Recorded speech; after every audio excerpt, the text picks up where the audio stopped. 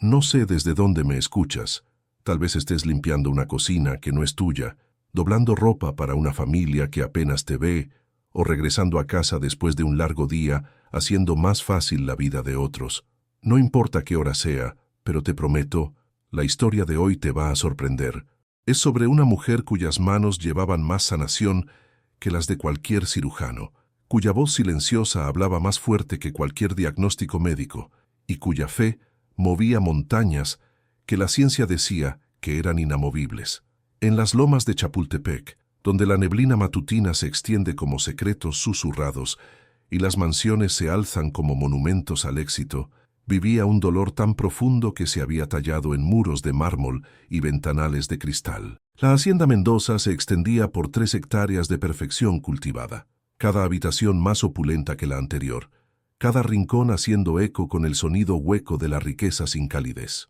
Pero todo ese dinero, todos esos bienes cuidadosamente invertidos en la Bolsa Mexicana de Valores y criptomonedas, todas esas propiedades dispersas en 3 estados, no podían comprar de vuelta lo que Ricardo Mendoza había perdido la noche en que el coche de su esposa se deslizó por las curvas mojadas de la autopista México-Cuernavaca. Esperanza Mendoza yacía en lo que antes era el cuarto de huéspedes de la planta baja, sus piernas inmóviles bajo sábanas de algodón egipcio que costaban más que el salario mensual de la mayoría de la gente. El accidente le había robado más que la capacidad de caminar, le había arrancado su risa, sus sueños, su alma misma. La mujer que una vez organizaba galas benéficas que recaudaban millones para hospitales infantiles, ahora miraba el techo, contando las gotas de cristal del candelabro sobre su cama, cada una lágrima que ya no podía derramar. La luz matutina se filtraba por ventanales de piso a techo, proyectando largas sombras sobre alfombras persas que una vez habían recibido a dignatarios y celebridades. Ahora solo absorbían silencio, y los pasos suaves de enfermeras que iban y venían como fantasmas, su atención profesional fría y eficiente. Ricardo se movía por su propia casa como un extraño, su teléfono buzoneando constantemente con notificaciones sobre los precios de las acciones de su imperio tecnológico, sus inversiones en Bitcoin alcanzando nuevas alturas, su valor neto subiendo a miles de millones. Pero todo ese éxito se sentía sin sentido cuando miraba los ojos vacíos de su esposa. La cocina masiva, una vez llena del calor de cenas familiares y reuniones navideñas, ahora servía solo comidas recalentadas entregadas por costosos servicios de catering. Los hijos, Fernanda, de 22 años, y Miguel, de 19, iban y venían de sus universidades prestigiosas, sus visitas haciéndose más cortas, sus conversaciones con su padre más tensas. La casa que una vez había pulsado con vida se había convertido en un mausoleo de sueños rotos, donde hasta las plantas de interior parecían marchitarse pese al cuidado atento del jardinero. Fue un martes por la mañana de octubre, cuando la neblina del Distrito Federal se colgaba tan espesa que no se podía ver el ángel de la Independencia desde la ventana más alta de la mansión, que todo comenzó a cambiar. Ricardo estaba sentado en su oficina, viendo sus inversiones subir en múltiples pantallas, cuando su asistente tocó la puerta de caoba. Necesitaban ayuda adicional, le explicó en voz baja. Las enfermeras especializadas eran costosas pero emocionalmente distantes. Esperanza necesitaba a alguien que pudiera estar ahí durante las largas tardes, cuando la depresión se asentaba sobre ella como una manta pesada. Fue entonces cuando María Esperanza Morales se bajó del pecero en la esquina de Polanco, su bolsa de lona gastada colgada al hombro, sus zapatos negros resistentes, caminando por la banqueta todavía húmeda de la neblina matutina. A los 58 años, María llevaba sus años como medallas de honor. Cada línea en su rostro contaba una historia de sacrificio, cada callo en sus manos hablaba de dignidad ganada a través del trabajo honesto. Había vivido en la colonia Doctores durante 30 años, en un pequeño departamento sobre una panadería mexicana donde el aroma del pan dulce fresco subía por los pisos delgados cada mañana. La propia historia de María estaba escrita en pérdidas que habrían quebrado a un espíritu más débil. Había enterrado a su madre 10 años atrás, viendo cómo la neumonía se llevaba a la mujer que había criado a 8 hijos con el salario de costurera. María había sido la hija mayor, la que dejó la escuela a los 16 para ayudar a mantener a la familia, la que aprendió que el amor a menudo significaba poner las necesidades de todos los demás antes que las propias. Su esposo se había ido cuando su hija menor tenía 12 años, desapareciendo en el circuito de construcción de California, dejando atrás solo cheques de manutención que llegaban esporádicamente y un anillo de bodas que María aún usaba por costumbre más que por esperanza. La mansión Mendoza se alzaba ante ella como un castillo de cuento de hadas, todo vidrio y piedra y perfección imposible. María se detuvo en el imponente portón frontal, sus manos curtidas ajustando el cuello de su mejor blusa blanca, la que guardaba para entrevistas de trabajo y la iglesia. Había limpiado casas en este barrio antes, pero nunca una tan grandiosa, nunca una donde los servicios mensuales probablemente costaran más que sus ingresos anuales. El intercomunicador crujió cuando presionó el botón, y una voz tan fría como la neblina matutina pidió su nombre. Adentro, la casa respiraba con el tipo de silencio que el dinero crea. Alfombras gruesas que absorbían los pasos, cortinas pesadas que apagaban los sonidos de la calle, aire acondicionado que zumbaba en una frecuencia justo debajo de la audición consciente. María siguió al ama de llaves, la señora Thornton, una mujer de facciones afiladas en sus 60 que había manejado casas de ricos durante 40 años.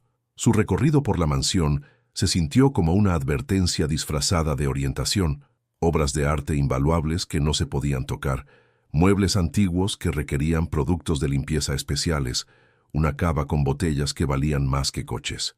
Los otros miembros del personal apenas miraron a María mientras la señora Thornton la presentaba. Jaime, el mayordomo, le dio un asentimiento seco que de alguna manera logró transmitir tanto superioridad como desprecio. Carmen, la cocinera, la miró de arriba abajo con el desdén practicado de alguien que había luchado por su propio lugar en esta jerarquía y veía a cada nuevo empleado como una amenaza potencial. Hasta el jardinero de medio tiempo, un hombre que pasaba sus días cuidando flores que nunca serían cortadas, parecía considerar a María con sospecha. Pero fue cuando la señora Thornton la llevó al cuarto de Esperanza que el corazón de María realmente se rompió. La mujer acostada en esa cama de hospital, posicionada junto a la ventana, no solo estaba físicamente paralizada, estaba emocionalmente congelada, su hermoso rostro una máscara de desesperación resignada. Esperanza Mendoza había sido una fuerza de la naturaleza una vez, su trabajo de caridad legendario, sus cenas, los eventos sociales de la temporada. Ahora miraba a la nada, sus manos arregladas yaciendo quietas sobre la colcha, su voz reducida a susurros corteses cuando reconocía a las enfermeras que atendían sus necesidades básicas. Los primeros días de María en la Casa Mendoza fueron una clase magistral en crueldad invisible. Los otros miembros del personal la aprobaron de maneras pequeñas, dándole las tareas de limpieza más difíciles, criticando su inglés cuando hacía preguntas, asegurándose de que entendiera exactamente dónde encajaba en la jerarquía. Susurraban sobre sus zapatos gastados y su uniforme de segunda mano. Especulaban sobre su pasado, cuestionaban si alguien de la doctores podría realmente entender los requisitos delicados de servir a la verdadera riqueza. Pero María había sobrevivido tormentas peores que la política laboral. Limpió esos pisos de mármol con el mismo cuidado que llevaba a cada trabajo, sus movimientos gráciles a pesar de la artritis que hacía que sus nudillos dolieran al anochecer. Aprendió los ritmos de la casa, las salidas matutinas tempranas de Ricardo a sus oficinas del centro, las raras visitas de los hijos que dejaban a todos caminando en cáscaras de huevo, las largas tardes cuando Esperanza yacía sola, mientras equipos médicos costosos monitoreaban sus signos vitales, pero no podían medir la profundidad de su desesperación. Fue durante una de esas tardes interminables que María primero escuchó llorar a Esperanza. No los sollozos dramáticos del dolor agudo, sino las lágrimas silenciosas y constantes de alguien cuya esperanza había sido lentamente desgastada. María estaba sacudiendo el polvo del tocador antiguo al otro lado del cuarto cuando escuchó el sonido suave y, sin pensarlo, se acercó a la cama y tocó gentilmente la mano de Esperanza. La conexión fue eléctrica, no romántica, no dramática, sino profundamente humana. Por primera vez en meses, Esperanza miró directamente a otra persona, realmente viéndola. María no hablaba mucho español formal, y Esperanza nunca había aprendido el lenguaje de la clase trabajadora, pero de alguna manera comenzaron a comunicarse en el idioma universal del dolor compartido. María tarareaba mientras trabajaba, canciones viejas que su abuela había cantado, melodías que llevaban el peso de generaciones que habían soportado y sobrevivido.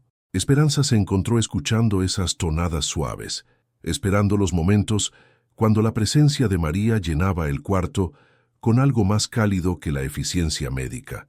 El avance llegó durante la tercera semana de María en la mansión. Estaba ayudando a Esperanza con el almuerzo cuando notó que los dedos de la mujer se movían ligeramente al sonido de una canción particular. Era Cielito Lindo, una canción folclórica mexicana sobre resistencia y esperanza, y mientras María la cantaba suavemente, la mano de Esperanza se movió.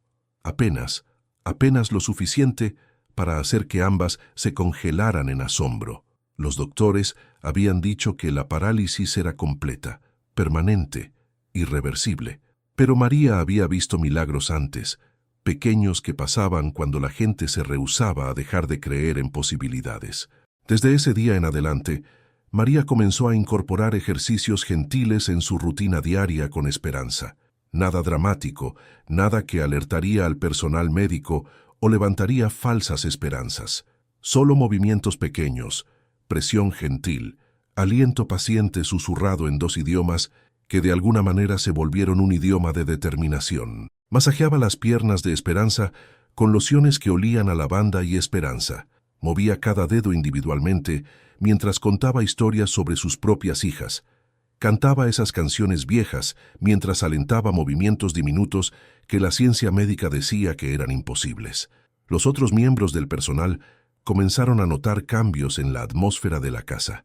Esperanza sonreía ocasionalmente, hasta se rió una vez cuando María le contó sobre un cliente en la tienda de la esquina que había tratado de comprar leche con monedas de peso. Las enfermeras especializadas reportaron que la señora Mendoza parecía más alerta, más comprometida, aunque no podían explicar por qué.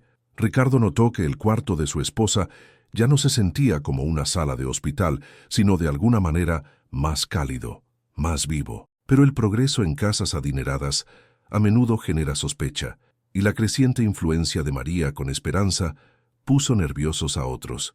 Carmen, la cocinera, había dominado la cocina durante 15 años y no apreciaba cómo la presencia de María parecía alegrar hasta las horas de comida de la familia. La señora Thornton se preocupaba de que Ricardo pudiera dar crédito a María por mejoras que la atención médica costosa no había logrado. Las enfermeras se preguntaban si esta mujer de limpieza, con sus canciones folclóricas y toques gentiles, estaba de alguna manera socavando su autoridad profesional. La crisis llegó un jueves de diciembre, justo cuando las primeras lluvias invernales estaban lavando la neblina de las colinas del Distrito Federal. La señora Thornton descubrió que faltaba un juego de servir de plata antigua, parte de una colección que valía varios miles de dólares, del aparador del comedor. Las piezas no se habían usado en meses, eran puramente decorativas, símbolos del gusto refinado de la familia Mendoza y sus bienes sustanciales. Alguien se las había llevado, y la sospecha inmediatamente cayó sobre María, la empleada más nueva, la que tenía menos que perder. Ricardo fue llamado a casa de una junta directiva donde había estado discutiendo una fusión que añadiría otros 100 millones a su portafolio. Llegó a encontrar al personal de su casa reunido en el salón principal como un drama de tribunal. María parada silenciosamente mientras las acusaciones volaban a su alrededor. No se defendió, no protestó su inocencia, ni siquiera parecía sorprendida por los cargos. Su silencio fue tomado como culpabilidad por todos excepto Esperanza, quien observaba desde su silla de ruedas con alarma creciente. La decisión fue rápida y brutal. Ricardo, abrumado por el caos en su casa y desesperado por mantener algún aspecto de orden en su mundo fracturado, despidió a María inmediatamente. Le entregó un cheque por 2 semanas de liquidación y la vio empacar sus pocas pertenencias en esa misma bolsa de lona gastada. La dignidad de María permaneció intacta incluso en el despido. Estrechó manos con cada miembro del personal, susurró una bendición en español que ninguno de ellos entendió y besó la frente de Esperanza una última vez antes de caminar fuera de la mansión y de vuelta hacia la parada del pecero. La casa murió otra vez después de que María se fue. La breve chispa de animación de Esperanza se desvaneció como una vela en el viento y se retiró de vuelta al mundo gris de rutina médica y entumecimiento farmacéutico. Los ejercicios pararon, el canto cesó, y el cuarto se sintió frío pese al costoso sistema de calefacción que mantenía temperatura perfecta en toda la mansión. Ricardo se sumergió de vuelta en sus negocios, sus inversiones en Bitcoin, sus portafolios de acciones, cualquier cosa que pudiera distraerlo de la certeza creciente de que había cometido un error terrible. La Navidad llegó y se fue en la casa Mendoza como una obligación que soportar. Regalos costosos fueron intercambiados con gratitud cortés. Comidas de catering fueron servidas en vajilla que no había sido verdaderamente apreciada desde el accidente de Esperanza, y la familia pasó por los movimientos de celebración mientras se sentían como actores en una obra que ninguno quería interpretar. Fernanda y Miguel regresaron a sus universidades después de las vacaciones con alivio obvio, dejando a sus padres a enfrentar la fría realidad de enero solos. Fue la señora Thornton quien finalmente rompió el silencio que había rodeado el despido de María. A finales de febrero, abrumada por la culpa y el deterioro obvio en la condición de Esperanza, le confesó a Ricardo que había descubierto a Carmen escondiendo las piezas de plata faltantes en sus propios cuartos. La cocinera se las había llevado no para vender, sino para atesorar, un remanente psicológico de su propia infancia empobrecida que nunca había superado. Había estado dispuesta a dejar que María cargara la culpa antes que enfrentar la posibilidad de perder su posición en la jerarquía doméstica. La revelación golpeó a Ricardo como un golpe físico. Se sentó en su oficina, rodeado de pantallas mostrando el crecimiento continuo de su imperio financiero, y se dio cuenta de que toda su riqueza, todo su éxito, todas sus inversiones cuidadosamente manejadas, no podían comprar de vuelta la confianza que había destruido o la presencia sanadora que había despedido. María había traído algo a su casa que el dinero no podía comprar. Había traído esperanza, compasión y el tipo de fuerza silenciosa que mueve montañas una piedra a la vez. Encontrar a María resultó más difícil de lo que Ricardo había anticipado. Manejó por la Doctores en su Tesla, su lujo pareciendo obsceno contra el telón de fondo de barrios de clase trabajadora donde la gente luchaba por pagar renta mientras él ganaba sus salarios anuales en dividendos de acciones cada pocos días. Preguntó en la panadería mexicana bajo su antiguo departamento, en la iglesia católica, donde asistía a misa diaria, en el centro comunitario donde era voluntaria, enseñando alfabetización a inmigrantes recientes. Cuando finalmente la encontró, María estaba trabajando en una pequeña instalación de cuidado residencial para pacientes ancianos, sus manos gentiles ayudando a un anciano a comer su almuerzo con la misma paciencia que había mostrado con Esperanza. Levantó la vista cuando Ricardo entró al salón común, y su cara no mostró sorpresa, ni enojo, ni resentimiento, solo la aceptación silenciosa de alguien que había aprendido a esperar tanto bondad como crueldad de fuentes inesperadas. Su conversación fue breve y llevada a cabo en español entrecortado, suplementado por gestos y entendimiento compartido.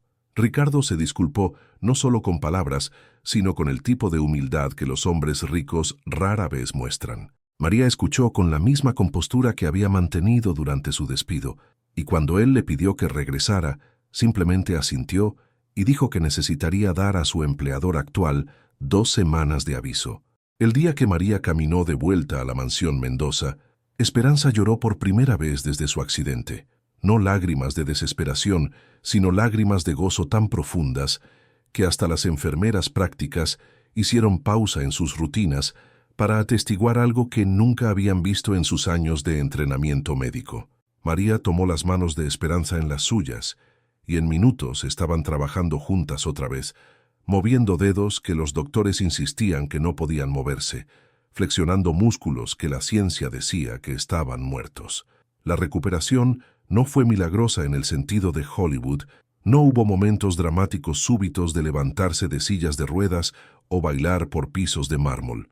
En cambio, El progreso llegó en incrementos tan pequeños que eran casi invisibles, victorias medidas en milímetros más que millas, un dedo que se meneaba ligeramente durante ejercicios vespertinos, una pierna que mostró sensación tenue cuando María presionaba gentilmente en puntos de presión específicos, una sonrisa que llegaba a los ojos de Esperanza cuando logró sostener una taza de café sin ayuda por 10 segundos completos. Ricardo se encontró viendo estas sesiones diarias con asombro que no tenía nada que ver con su enfoque usual en márgenes de ganancia y proyecciones de mercado.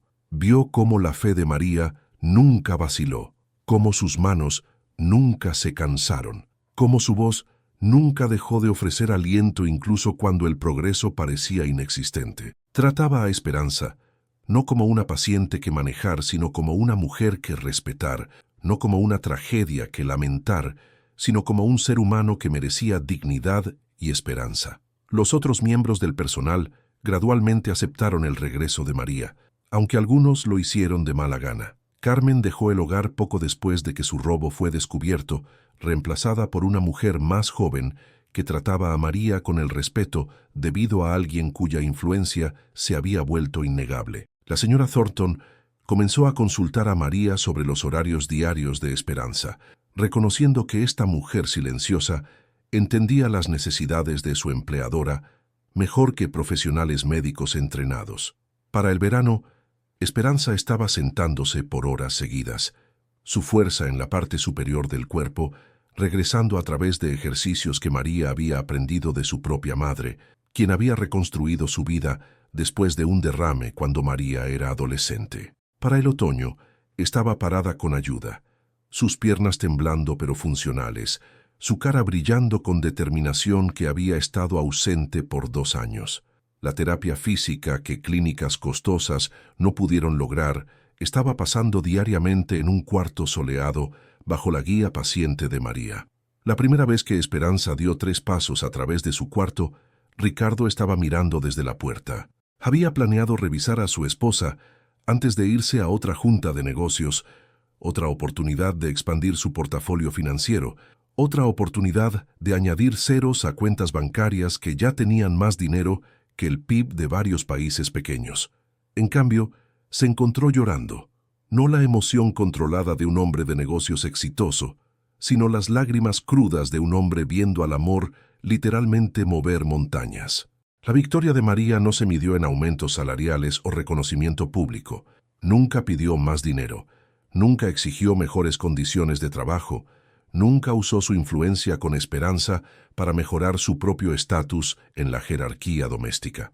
Su triunfo era visible en la risa de Esperanza cuando logró caminar a la ventana sin ayuda, audible en la música que una vez más llenó los pasillos de la mansión, tangible en el calor que había regresado a una casa que el dinero había construido, pero el amor había sanado. Los hijos Mendoza notaron el cambio cuando llegaron a casa para Navidad ese año. Su madre los recibió en la puerta frontal, caminando lenta pero constantemente, su cara brillante con gozo que no habían visto desde antes del accidente.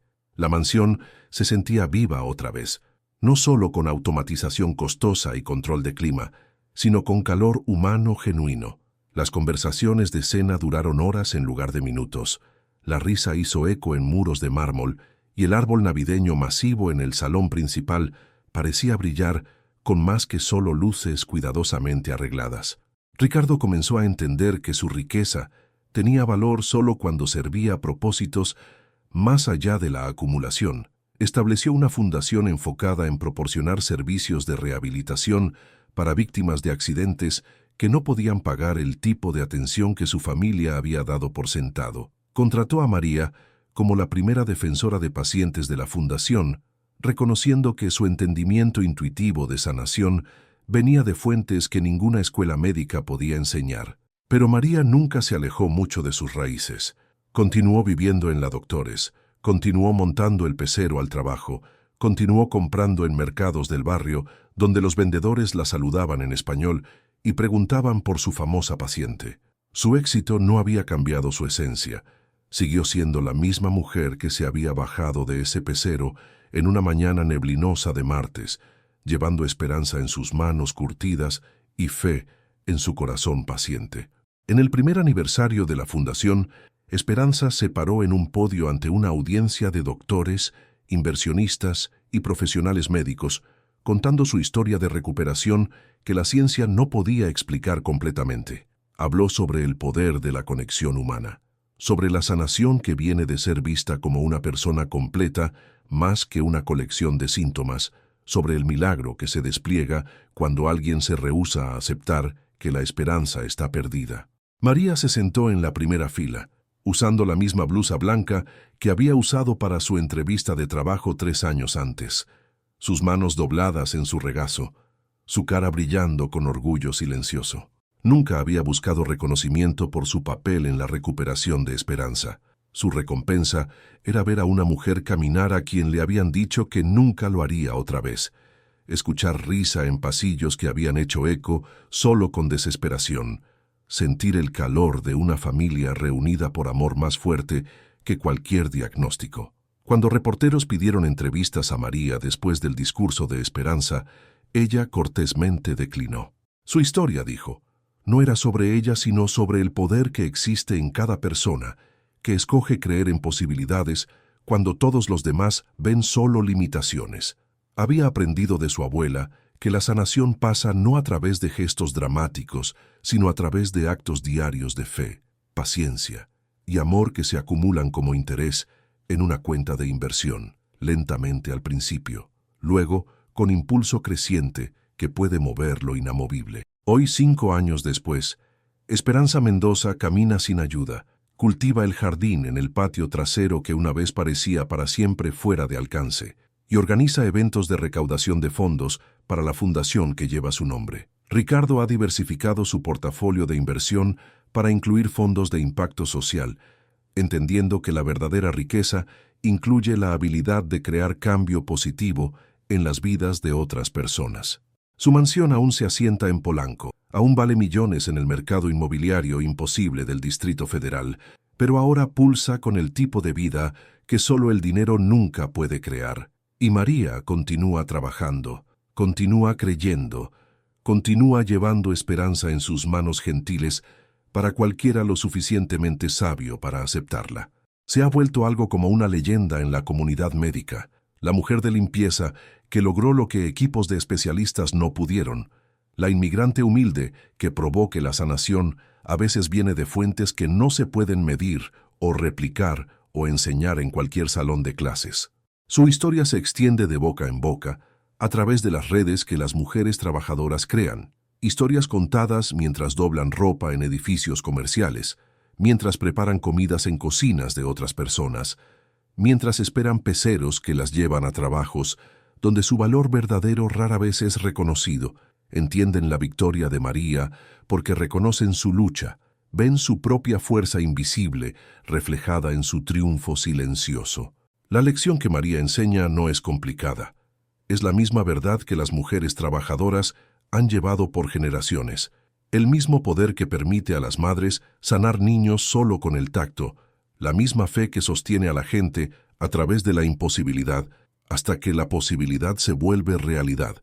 Prueba que los cambios más profundos a menudo vienen no de aquellos con más recursos, sino de aquellos con más amor, no de aquellos con más educación, sino de aquellos con más sabiduría, no de aquellos con más dinero, sino de aquellos con más fe. Los meses siguiendo al regreso de María vieron transformaciones que se extendieron más allá del cuarto de Esperanza. La mansión misma parecía exhalar años de tensión contenida, como si las paredes hubieran estado esperando a alguien que entendiera que la sanación requería más que intervención médica. Requería el cultivo paciente de esperanza en espacios donde la desesperación había echado raíces. La presencia de María trajo un ritmo diferente al hogar, uno medido no por la eficiencia de atención profesional, sino por la persistencia gentil de amor que se rehúsa a rendirse. Sus días comenzaban al amanecer, no porque fuera requerido llegar temprano, sino porque entendía que el trabajo de sanación empezaba antes de que el mundo completamente despertara. Pasaría esas horas matutinas silenciosas en el cuarto de Esperanza, no realizando ejercicios dramáticos o implementando técnicas revolucionarias, sino simplemente estando presente de una manera que transmitía creencia inquebrantable. A veces se sentaría en la silla al lado de la cama de Esperanza y compartiría historias de su propia vida, cuentos de lucha y resistencia que venían de un mundo donde los milagros no se compraban sino se ganaban a través de actos diarios de fe. María hablaba de su hija Isabela, quien había superado una discapacidad de aprendizaje para convertirse en maestra, no a través de tutoría costosa o escuelas privadas, sino a través del tipo de aliento paciente que no cuesta nada, pero da todo. Le contó a Esperanza sobre su vecina, la señora Rodríguez, una mujer de 80 años que había aprendido a leer a los 75 porque se rehusó a creer que era demasiado tarde para cambiar su vida. Estas historias, contadas en la voz suave de María, mientras sus manos trabajaban gentilmente en las extremidades no responsivas de Esperanza, llevaban un mensaje más poderoso que cualquier pronóstico médico. La transformación siempre era posible para aquellos dispuestos a creer en ella. Los profesionales médicos que monitoreaban la condición de Esperanza comenzaron a documentar cambios que no podían explicar a través del entendimiento convencional. Su tono muscular estaba mejorando pese a la supuesta finalidad de su daño nervioso. Su circulación mostró mejora marcada en áreas donde el flujo sanguíneo había sido severamente comprometido. Más significativamente, sus respuestas neurológicas sugirieron actividad en sendas que sofisticadas resonancias magnéticas habían descartado como permanentemente cortadas.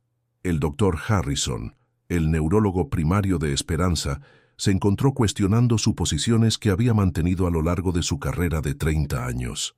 Durante sus visitas semanales a la mansión Mendoza, observó las técnicas de María con la curiosidad de un científico encontrando fenómenos que desafiaban teorías establecidas. Sus métodos no tenían semejanza con ningún protocolo de terapia física que conociera. Sin embargo, sus resultados superaron lo que sus tratamientos más costosos habían logrado. El enfoque de María era engañosamente simple. Comenzaría cada sesión hablándoles a las piernas de Esperanza, como si fueran viejas amigas que habían estado durmiendo demasiado tiempo. «Buenos días, deditos», susurraría en español. Luego cambiaría al español formal para beneficio de Esperanza. Es hora de despertar y recordar para qué fueron hechos.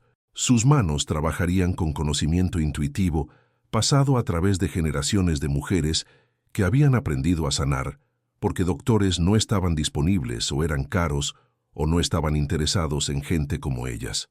Incorporaba elementos que la escuela de medicina nunca había enseñado: el poder de la música para despertar sendas neurales dormidas, las propiedades sanadoras de aceites prensados de plantas que su abuela había cultivado en México, la fuerza que viene de oraciones susurradas en 2 idiomas simultáneamente.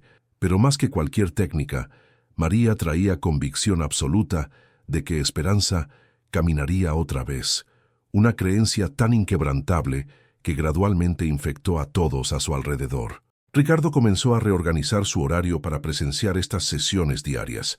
El hombre que había construido su fortuna a través de análisis cuidadoso de datos de mercado e innovaciones tecnológicas, se encontró viendo a María trabajar con la fascinación de alguien, descubriendo una forma completamente nueva de inteligencia. Operaba no desde experiencia, sino desde intuición, no desde entrenamiento, sino desde amor, no desde protocolos, sino desde fe, que parecía doblar la realidad alrededor de su certeza. La transformación en Ricardo mismo fue tan notable como cualquier cambio en la condición de Esperanza. El hombre de negocios impulsado, que había medido valor en opciones de acciones y valores de criptomoneda, comenzó a entender que María poseía riqueza más allá de cualquier portafolio que hubiera ensamblado. Sus riquezas consistían en sabiduría acumulada a través de décadas de servir a otros, fuerza forjada en los fuegos de pérdida personal y esperanza refinada por años de creer en posibilidades que otros desechaban como fantasías. Mientras la movilidad de Esperanza gradualmente regresaba, también lo hicieron aspectos de su personalidad que el accidente había enterrado. Comenzó a preguntar a María sobre su vida, su familia, sus sueños para el futuro. Estas conversaciones, llevadas a cabo en la mezcla de idiomas que habían creado entre ellas, revelaron profundidades de entendimiento que trascendieron límites culturales. María compartió historias del valor de su madre al dejar todo familiar para construir una nueva vida en América, mientras Esperanza habló de las luchas de su propia madre con depresión en una era cuando la enfermedad mental se escondía más que se trataba. Las dos mujeres descubrieron que el dolor era un lenguaje universal, pero también lo era la capacidad de elevarse sobre él. Las manos curtidas de María y la vida una vez privilegiada de Esperanza las habían llevado por sendas diferentes, pero ambas habían aprendido que el sufrimiento podía tanto destruir como transformar, dependiendo de la disposición de uno a encontrar significado en medio de la pérdida. Su amistad creciente se volvió una fundación que soportó no solo recuperación física, sino sanación emocional que corrió más profundo que regeneración nerviosa o memoria muscular. La influencia de María comenzó a expandirse más allá del cuarto de Esperanza hacia otras áreas de la mansión. El personal doméstico, inicialmente suspicaz de sus métodos no convencionales, gradualmente reconoció que su presencia había traído paz a una familia que había estado fracturándose bajo el peso de la tragedia. La nueva cocinera, Sofía, buscó el consejo de María sobre nostalgia y los desafíos de trabajar tan lejos de la familia. Jaime, el mayordomo, comenzó a pedirle su opinión sobre los humores del señor Mendoza y cómo mejor apoyar a la familia durante días difíciles. Hasta la señora Thornton, quien había pasado décadas manteniendo distancia profesional de las familias que servía, se encontró atraída a conversaciones con María sobre las dinámicas complejas de hogares adinerados. María escuchó sin juicio, ofreciendo perspectivas que venían de observar la naturaleza humana a través de todos los niveles económicos. Entendía que el sufrimiento no era eliminado por el dinero, solo usaba ropas diferentes y se escondía detrás de fachadas diferentes. La fundación que Ricardo había establecido comenzó a operar con María como su figura central, aunque ella consistentemente desvió atención de su papel para enfocar en la gente siendo servida. Desarrolló programas que emparejaron atención médica profesional con lo que llamó presencia sanadora, voluntarios entrenados no en terapia física, sino en el arte de creer en la gente cuando habían dejado de creer en sí mismos. La tasa de éxito de la Fundación en ayudar a pacientes con parálisis a recuperar algo de movilidad sorprendió al establecimiento médico y atrajo atención internacional. Equipos de investigación llegaron de universidades y centros médicos, ansiosos por estudiar los métodos de María y cuantificar sus resultados. Trajeron equipo sofisticado para medir respuesta muscular, actividad neural y regeneración celular. Pero sus instrumentos no podían capturar lo que hacía el enfoque de María tan efectivo, la manera en que veía a cada paciente como un ser humano completo más que una colección de síntomas, la manera en que su fe inquebrantable creó espacio para que milagros se desplegaran, la manera en que su amor hizo la sanación no solo posible sino inevitable.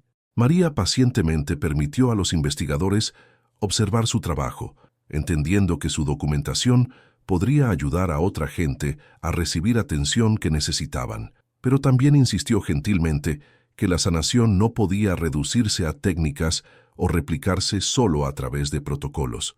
Pueden enseñar a la gente lo que hago, le explicó a un neurólogo particularmente persistente de Johns Hopkins, pero no pueden enseñarles cómo creer de la manera que yo creo. Eso viene de otro lugar, un lugar que no tiene nada que ver con escuela o títulos o equipo elegante. Su sabiduría desafió suposiciones fundamentales sobre entrega de atención médica en México. Los millones de pesos gastados en tecnología de punta e intervenciones farmacéuticas palidecieron al lado de la sanación que ocurrió cuando alguien verdaderamente creía en la capacidad de recuperación de otra persona. El éxito de María sugirió que los avances médicos más sofisticados podrían estar incompletos sin los elementos humanos que la tecnología no podía proporcionar o reemplazar. La Fundación comenzó a establecer programas satélites en comunidades donde la gente no podía acceder a atención médica costosa. María viajó a clínicas del centro y centros de salud rurales, entrenando voluntarios en técnicas que no requerían equipo especial, pero podían suplementar tratamiento tradicional. Trabajó con madres cuidando niños discapacitados, con gente mayor recuperándose de derrames, con veteranos ajustándose a limitaciones físicas nuevas causadas por lesiones de combate. Cada locación presentó desafíos únicos, pero el enfoque fundamental de María permaneció constante. Enseñó a la gente a ver más allá de circunstancias actuales, a posibilidades escondidas, a tocar con manos que transmitían esperanza más que lástima, a hablar palabras que despertaron sueños dormidos, más que aceptar limitaciones impuestas. Sus estudiantes aprendieron que la sanación a menudo comenzaba con tratar a pacientes como seres humanos completos, más que cuerpos rotos requiriendo reparación. El trabajo era exhaustivo y emocionalmente exigente, pero María sacó fuerza de cada pequeña victoria. Un niño dando primeros pasos meses antes de predicciones médicas, un anciano recuperando suficiente función de mano para alimentarse independientemente, una mujer joven paralizada en un accidente, aprendiendo a navegar su mundo con confianza y gozo renovados. Estos triunfos le recordaron por qué había sido llamada a este trabajo, por qué sus propias luchas la habían preparado para el privilegio de caminar al lado de otros a través de sus valles más oscuros. Pero la mayor victoria de María permaneció la recuperación continua de Esperanza. 2 años después de ese primer movimiento tentativo de dedo, Esperanza no solo estaba caminando, sino participando activamente en el trabajo de la Fundación. Se había convertido en defensora de enfoques de sanación holísticos, usando sus conexiones sociales y plataforma pública para desafiar establecimientos médicos que dependían demasiado de tecnología mientras ignoraban elementos humanos de recuperación. Juntas, María y Esperanza presentaron en conferencias médicas y simposios de atención médica su sociedad, ilustrando cómo la sanación podía trascender límites económicos, culturales y educacionales. Esperanza habló con la autoridad de alguien que había experimentado tanto atención médica tradicional como el enfoque no convencional de María, mientras María compartió perspectivas que venían de una vida de presenciar milagros que la ciencia no podía explicar, pero el amor podía hacer manifiesto. Sus presentaciones invariablemente recibieron ovaciones de pie, pero María siempre fue cuidadosa de redireccionar elogios de vuelta a los pacientes que habían hecho el trabajo actual de sanación. Entendía que su papel era crear condiciones donde la recuperación podía ocurrir, pero el valor de creer, persistir, esperar contra esperanza, eso venía de dentro de cada persona que escogió luchar por su propia restauración. El éxito de la Fundación atrajo no solo atención médica, sino apoyo financiero de fuentes inesperadas. Emprendedores tecnológicos que habían construido fortunas en innovación comenzaron a financiar programas que representaron sabiduría antigua más que avance de punta. Firmas de inversión asignaron porciones de sus portafolios a iniciativas que no podían prometer retornos financieros, pero entregaron transformación que enriqueció comunidades enteras. La propia filosofía de negocios de Ricardo había evolucionado dramáticamente a través de ver trabajar a María. Comenzó a incorporar principios que aprendió de ella a su liderazgo corporativo, la importancia de ver empleados como seres humanos completos más que solo unidades productivas, el valor de paciencia en lograr crecimiento sostenible más que ganancias rápidas, el poder de creer en el potencial de la gente, incluso cuando habían dejado de creer en sí mismos. Sus compañías comenzaron a implementar programas de bienestar que se dirigieron no solo a salud física, sino bienestar emocional y espiritual. Encuestas de satisfacción de empleados mostraron mejoras marcadas en cultura laboral. La productividad aumentó pese a tácticas de presión reducidas y la retención de personal alcanzó niveles que sorprendieron a profesionales de recursos humanos. La influencia de María había enseñado a Ricardo que tratar a la gente con dignidad y respeto no era solo moralmente correcto, también era económicamente ventajoso. La mansión misma se había convertido en un tipo diferente de espacio, uno donde la riqueza sirvió propósito más allá de exhibición. Los cuartos grandiosos que una vez organizaron eventos sociales, diseñados para impresionar ahora, dieron la bienvenida a grupos de apoyo para familias lidiando con discapacidad, talleres de recuperación para gente reconstruyendo sus vidas después de accidentes y sesiones de entrenamiento para trabajadores de atención médica, aprendiendo a incorporar compasión en su práctica profesional. María se movía a través de estas reuniones con autoridad silenciosa, su presencia prestando credibilidad a programas que de otra manera podrían ser desechados como no científicos o demasiado emocionales. Había ganado respeto no a través de credenciales colgando en paredes de oficina, sino a través de resultados que hablaban más fuerte que cualquier título o certificación profesional. Su influencia demostró que la experiencia podía venir de fuentes que instituciones académicas no reconocían, pero la vida real validó a través de resultados innegables. Mientras su reputación creció, María recibió invitaciones a hablar en eventos mucho más allá de su zona de comodidad, graduaciones de escuela médica, conferencias de industria de atención médica, simposios internacionales sobre derechos de discapacidad y rehabilitación. Aceptó estas oportunidades de mala gana, siempre insistiendo que su mensaje era simple y no requería presentaciones elaboradas o tecnología sofisticada. Se pararían ante audiencias de profesionales altamente educados y hablaría las mismas verdades que compartía con pacientes individuales. La sanación requirió más que intervención médica. La esperanza era una medicina más poderosa que la mayoría de farmacéuticos, y el amor podía literalmente mover montañas que la lógica declaró inamovibles. Sus discursos nunca fueron presentaciones pulidas, sino testimonios auténticos, entregados en la misma voz gentil que usaba mientras trabajaba con pacientes. Contaría historias de su propia vida, compartiría sabiduría que su abuela había pasado y recordó a oyentes que las tecnologías de sanación más sofisticadas aún eran el corazón humano, el toque cuidadoso y la disposición de creer en posibilidades cuando la evidencia sugirió solo limitaciones. Estudiantes médicos, muchos de los cuales habían entrado a atención médica con deseos genuinos de ayudar a la gente, pero habían sido entrenados para ver a pacientes como problemas requiriendo soluciones técnicas, encontraron sus perspectivas fundamentalmente alteradas por las presentaciones de María.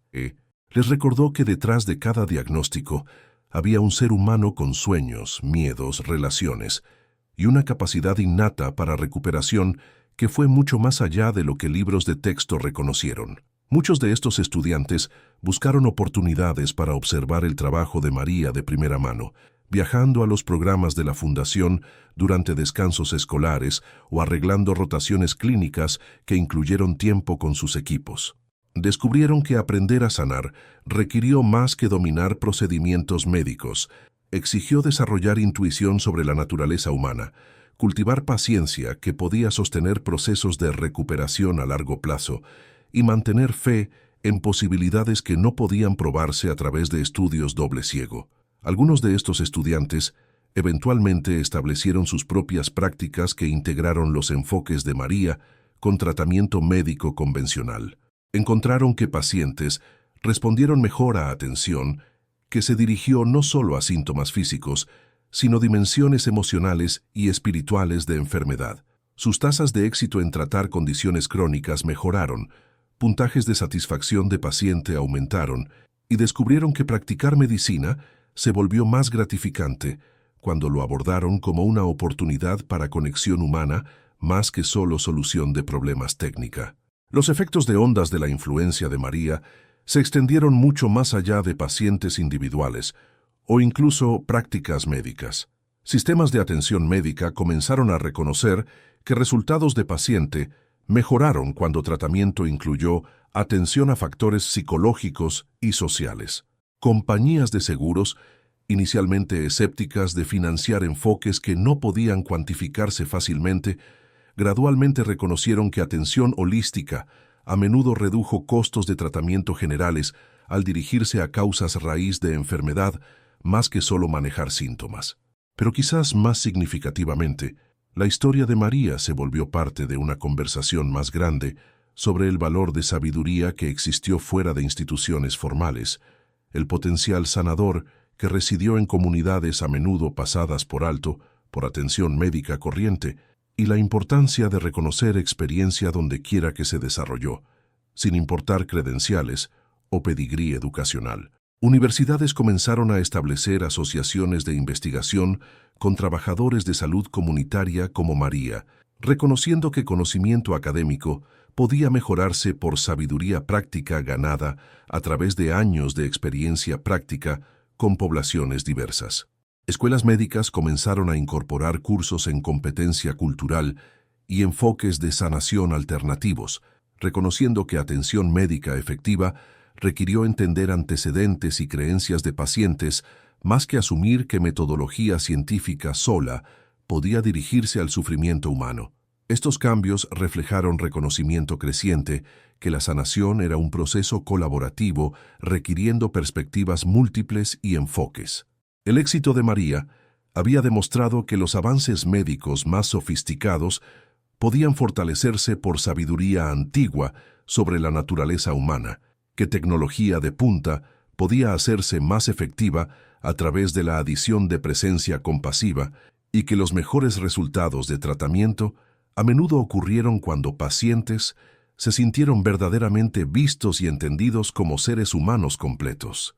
Sin embargo, a través de todo el reconocimiento e influencia en expansión, María permaneció fundamentalmente sin cambios.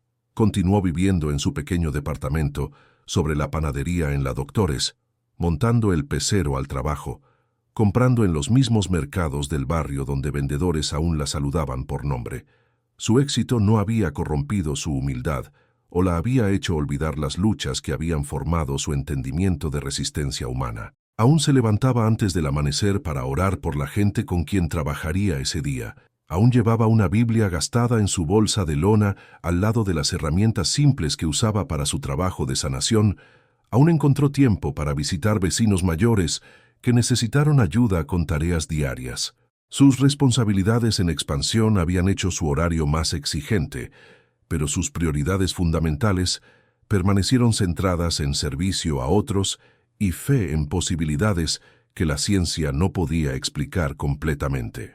La historia de María se había vuelto legendaria en ciertos círculos, susurrada sobre en corredores de hospital, donde enfermeras compartieron historias de recuperaciones inexplicadas, discutida en revistas médicas que lucharon para categorizar sus métodos, celebrada en comunidades donde la gente había presenciado vidas transformadas, pero permaneció incómoda con atención que se enfocó en ella más que en la gente que había hecho el trabajo actual de sanación. Cuando periodistas buscaron entrevistas o productores de documentales pidieron acceso a sus programas, María consistentemente redirigió conversación de vuelta al valor de sus pacientes, el apoyo de sus familias y los profesionales médicos que habían proporcionado atención técnica esencial.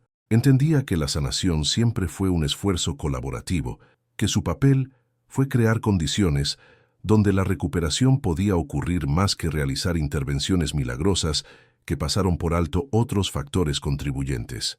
Esta humildad solo mejoró su credibilidad con profesionales de atención médica que podrían haber sido escépticos de alguien reclamando poseer habilidades de sanación únicas. El respeto obvio de María por ciencia médica, combinado con su entendimiento claro de sus limitaciones, creó espacio para diálogo entre enfoques convencionales y alternativos que beneficiaron a pacientes sin amenazar egos profesionales o autoridad institucional. Su influencia continuó expandiéndose a través de redes de trabajadores de atención médica que habían presenciado sus resultados y querían incorporar enfoques similares en sus propias prácticas. Estos profesionales regresaron a sus hospitales, clínicas y prácticas privadas con nuevo entendimiento de cómo atención a necesidades emocionales y espirituales de pacientes podía mejorar tratamiento médico. Comenzaron a pasar más tiempo escuchando historias de pacientes, reconociendo miedos y esperanzas que influyeron procesos de sanación y creando ambientes de atención que transmitieron respeto por dignidad humana más que solo entrega de servicio eficiente. Los cambios fueron a menudo sutiles, pero consistentemente significativos. Enfermeras que habían sido entrenadas para mantener distancia profesional encontraron que conexión emocional apropiada con pacientes mejoró tanto satisfacción laboral como resultados de paciente. Doctores que se habían enfocado principalmente en diagnósticos técnicos descubrieron que entender circunstancias de vida de pacientes y creencias personales llevó a planes de tratamiento más efectivos. Terapeutas físicos que incorporaron elementos del enfoque de María encontraron que pacientes progresaron más rápidamente cuando sesiones de tratamiento incluyeron apoyo emocional al lado de rehabilitación física. Estas transformaciones individuales gradualmente influyeron en instituciones de atención médica más grandes. Hospitales comenzaron a implementar programas que se dirigieron a necesidades psicológicas y espirituales de pacientes, reconociendo que la sanación involucró más que solo procedimientos médicos. Programas de entrenamiento para trabajadores de atención médica comenzaron a incluir componentes en comunicación empática, sensibilidad cultural y la importancia de mantener esperanza incluso cuando enfrentando diagnósticos difíciles. Medidas de calidad para entrega de atención médica comenzaron a incorporar puntajes de satisfacción de paciente que reflejaron no solo competencia técnica, sino también el grado al cual pacientes se sintieron escuchados, entendidos y tratados con dignidad. Estos cambios reflejaron reconocimiento creciente que la mejor atención médica se dirigió a la persona completa más que solo síntomas o condiciones aislados. Pero el impacto más profundo de María permaneció al nivel individual, en las vidas de gente que la había encontrado directamente y experimentado sanación que transformó no solo su condición física, sino su entendimiento entero de lo que era posible. Estos individuos se volvieron defensores de enfoques que honraron tanto conocimiento científico como sabiduría humana, creando demanda para atención médica que integró experiencia técnica con presencia compasiva. Sus testimonios llevaron peso que investigación académica no podía igualar, porque hablaron de experiencia personal de transformación que había parecido imposible hasta que ocurrió. Entendían que el regalo de María no era sobrenatural, sino profundamente humano. La habilidad de ver potencial donde otros vieron solo limitación, de mantener esperanza cuando circunstancias sugirieron desesperación, y de amar con tal consistencia que milagros se volvieron inevitables más que excepcionales. Y tú, escuchando esta historia mientras te mueves a través de tu propio día de servicio y sacrificio, llevas ese mismo poder en tus propias manos. ¿Has trabajado alguna vez para alguien que aprendió de ti sin decirlo en voz alta? ¿Has sido alguna vez la fuerza invisible que mantuvo unida a una familia? ¿La fuerza silenciosa que hizo realidad el sueño imposible de alguien más? Cuéntame tu historia en los comentarios abajo. Quiero honrar no solo el triunfo de María, sino el tuyo también. Si esta historia tocó algo profundo en tu corazón, si te recordó de tu propio valor en un mundo que muy a menudo pasa por alto el poder de manos gentiles y corazones pacientes, por favor, deja un like y suscríbete. Compártela con otra mujer que necesita esperanza hoy, que necesita recordar que los milagros a menudo vienen disfrazados como gente ordinaria, haciendo cosas extraordinarias con nada, sino amor y fe como sus herramientas. Para más historias que honran a los héroes invisibles entre nosotros, haz clic en el enlace de la playlist que encontrarás en la descripción. Estas son historias sobre gente como tú, gente cuyo valor verdadero no puede medirse en pesos o Bitcoin o portafolios de acciones, sino en las vidas que tocan, la sanación que proporcionan y la esperanza que llevan adelante, incluso cuando el mundo parece determinado a romper sus espíritus. Gracias por caminar este viaje con nosotros hoy. Gracias por verte en la historia de María, por reconocer tu propia fuerza en su victoria silenciosa. Te veremos en la siguiente historia, donde una vez más descubriremos que las fuerzas más poderosas en este mundo a menudo vienen envueltas en los paquetes más humildes, llevadas por los corazones más generosos, entregadas por las manos más amorosas.